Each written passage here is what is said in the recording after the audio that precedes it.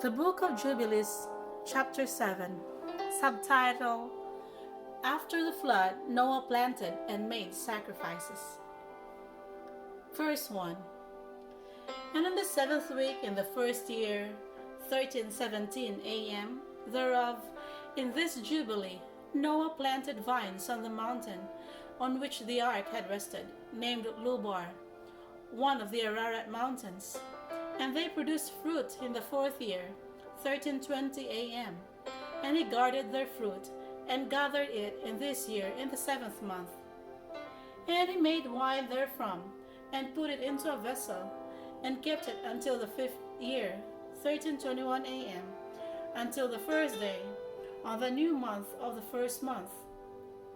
And he celebrated with joy the day of this feast, and he made a burnt sacrifice unto Yahweh, 1 young ox, 1 ram, and 7 sheep, each a year old, and a kid of the goats, that he might make atonement thereby for himself and his sons.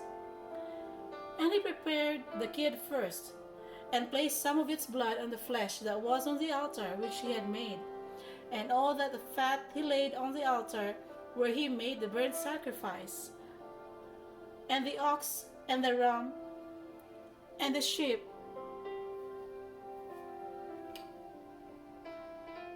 and he laid all their flesh upon the altar.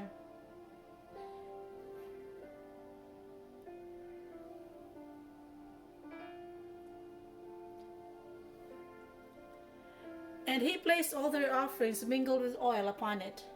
And afterwards he sprinkled wine on the fire which he had previously made on the altar. And he placed incense on the altar, and caused a sweet savor to ascend acceptable before Yahweh, his sovereign ruler. And he rejoiced and drank of this wine, and he and his children with joy. And it was evening, and he went into his tent, and being drunken he lay down and slept, and was uncovered in his tent as he slept. And Ham saw Noah his father naked, and went forth and told his 2 brethren without. And Shem took his garment, and arose, he and Japheth, and they placed the garment on their shoulders, and went backward, and covered the shame of their father, and their faces were backward. And Noah awoke from his sleep, and knew all that his younger son had done unto him. And he cursed his son, and said, Cursed be Canaan, and enslaved servant shall he be unto his brethren.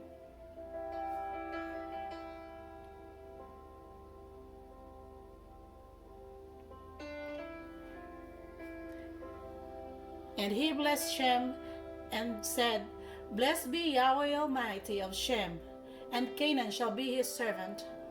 Yahweh shall enlarge Japheth, and Yahweh shall dwell in the dwelling of Shem, and Canaan shall be his servant.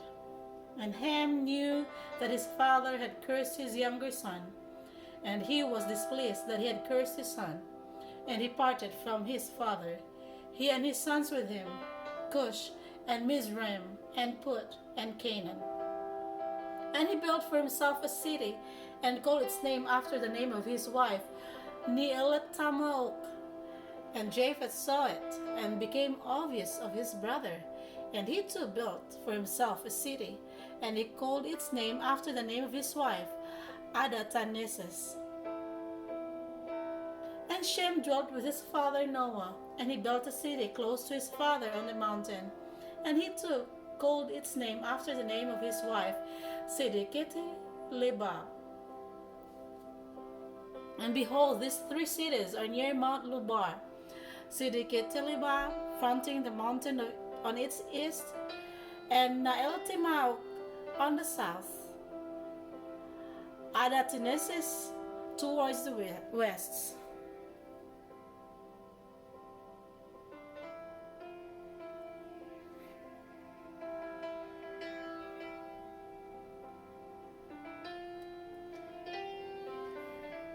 And these are the sons of Shem, Elam, and Ashur, and Arpachshad. This son was born 2 years after the flood, and Lud, and Aram. The sons of Japheth, Gomer, and Magog, and Madai, and Havan, Tubal, and Meshech, and Tiras. These are the sons of Noah. And in the 28th Jubilee, 1324 to 1372 AM, Noah began to enjoin upon his son's son the ordinances and commandments, and all the judgment that he knew. And he exhorted his sons to observe righteousness, and to cover the shame of their flesh, and to bless their Creator, and honor the father and mother, and love their neighbor, and guard their souls from fornication and uncleanness and all iniquity.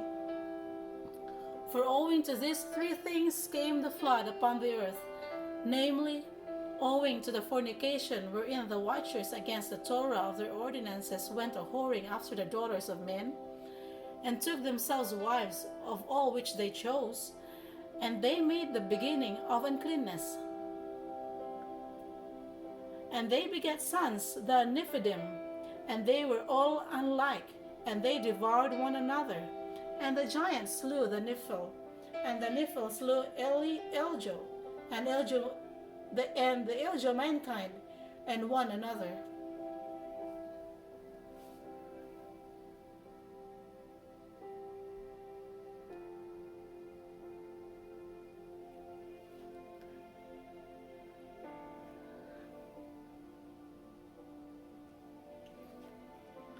And everyone sold himself to work iniquity, and to shed much blood, and the earth was filled with iniquity.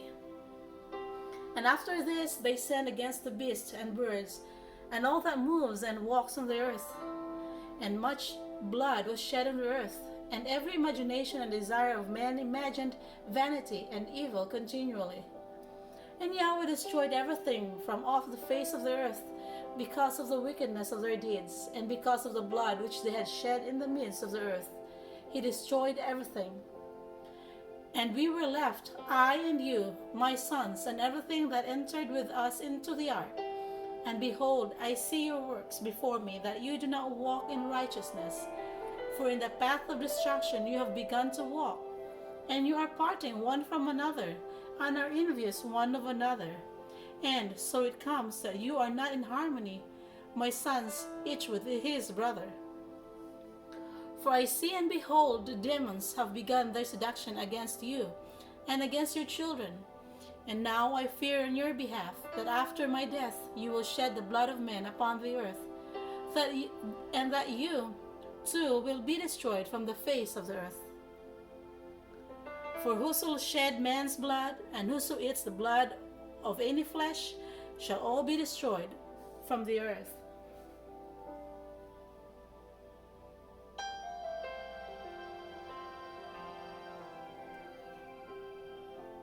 And there shall not be left any man that eats blood, or that sheds the blood of man on the earth, nor shall there be left to him any seed or descendants living under heaven.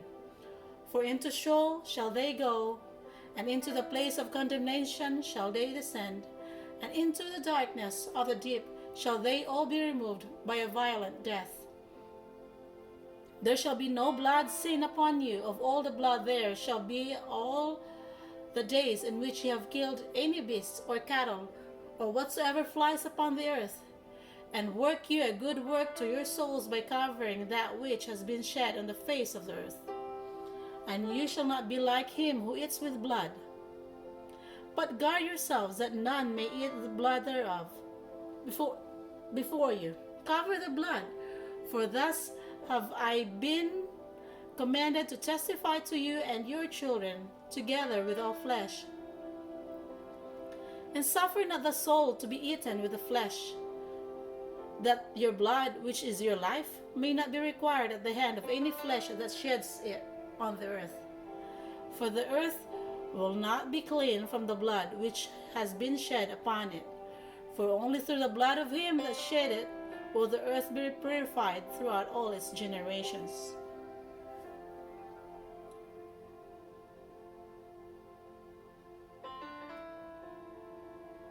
And now, my children, listen. Work judgment and righteousness, that you may be planted in righteousness over the face of the whole earth, and your praise lifted up before Yahweh, my Almighty, who saved me from the waters of the flood. And behold, you will go and build for yourselves cities, and plant in them all the plants that are upon the earth, and moreover all fruit-bearing trees. For 3 years the fruit of everything that is eaten will not be gathered, and in the 4th year its fruit will be accounted Kodesh, and they will offer, and in the 4th year its fruit will be, they will offer the first fruits, acceptable before the Most High Yahweh, who created heaven and earth and all things. Let them offer in abundance the first of the wine and oil as its fruits on the altar of Yahweh, who receives it. And what is left, let the servants of the house of Yahweh eat before the altar which receives it.